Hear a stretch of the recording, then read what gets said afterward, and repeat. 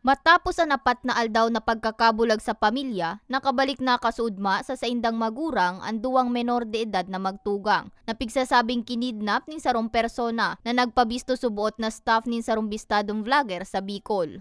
Ang suspect iyo si Jojo Olaso kan banwaan nin Tinambak, parehong probinsya. Sa impormasyon, Hunyo 24 kan mag-abot sa residensya kan mga biktima sa barangay Kuyaw-Yaw, Tigaon, parehong probinsya ang sospek. Matapos na magpabisto, digdi na subuot pigkumbinsir kan sospek ang magurang kan mga aki na kaipuhan niya ining maidara sa nasabing vlogger para sa magkakanigong asistensya. Hulit na napatugot kinaagahan, Hunyo 25, matrayumfong nadara kan sospek ang mga biktima. Hunyo 27, day pasubot pigbabalikan sospek ang mga biktima. Kaya darakan kahandalan, pigkontak na kamagurang ang nasabing vlogger. Dangan digdi naman na pag-araman na daimang palan kabisto kang vlogger ang sospek. Kaya tulos na ining inireport sa kapulisan. First responders kami po ang tinambak na kasi pigapudan mi. Baka kaya makahalip pa ining suspect. So actually siya na ang inot na nakapag-respond. Kasi nagagad na nga ni kami ng asistensya. So, ini ma'am, naabutan ini duman sa pinsan kaning suspect duman po sa harong. Pero ma'am, yaw man po si duwang aki.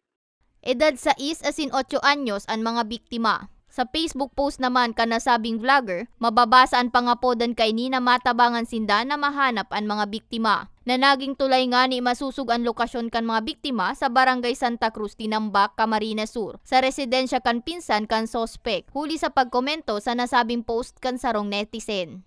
Yun lang daw tabangan, ini pong pamilya, ini pong mga aki. Pero ma'am sa hiling ko, sa samuyang pag-analyze ng sitwasyon, ini po, ginamit lang ini kang suspect para makapanghagad ini ning tabang, ning kwarta, tumal sa mga sa agatong vlogger. Kasi, ito kaya ma'am vlogger, nagkataw talaga sinda ning tabang sa mga nangangait po. Ang 8 anyos na biktima, igwang kondisyon na pigaapod na albinism. Nangyari dito sa Tigaon, mga langog po, especially sa mga parents, mga magorang. Siguro, sarong leksyon ini na ang tutoyang aki, dahil tayo pagkatiwala sa mga taong dahil sa kabisto or kamisbit. Kasi, hirapan po ang aki, paano kung may nangyaring maraot.